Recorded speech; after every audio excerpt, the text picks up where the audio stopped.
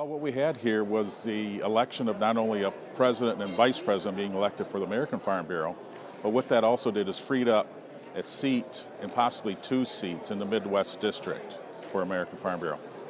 And I did run for one of those seats, and the way it turned out, I was able to be elected to one of those seats.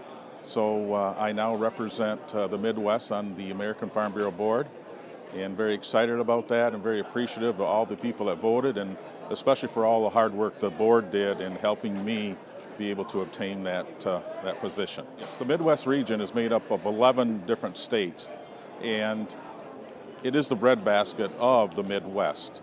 And it's just an honor to be able to serve that district in that capacity in representing them on the American Farm Bureau board. Okay, some of the issues that I ended up discussing when we talked to the other states about what our values were in Michigan and my own, but mainly what the values of Michigan was. And what it boiled down to is a number of big issues. We all talk about how the EPA is affecting the waters of the U.S. Immigration is a big one, but also when we look at education and how the GMO issue, how the environmental groups are looking at how we treat our animals and the welfare of our animals.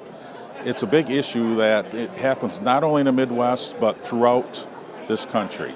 And it was on everyone's mind at how we're going to address them, and perhaps more yet, are we going to move forward to address them issues in the future? Are we going to be more proactive in looking at how we deal with these environmental groups, or how we deal with these labeling issues? Well, we do have new leadership now in the American Farm Bureau organization. We have a new president, which would be Zippy Duvall out of Georgia, and also a new vice president out of the Midwest. South Dakota's Scott Vanderwall is the vice president. So looking forward to working with both of them. They are both very excited to move forward and carve out their way of doing things, and perhaps bringing a little different view on some things. But all in all, the same focus is still there, and that is all of agriculture, and they should be both very strong leaders for the organization in the future. Looking very much forward to the experience with the AFBF board.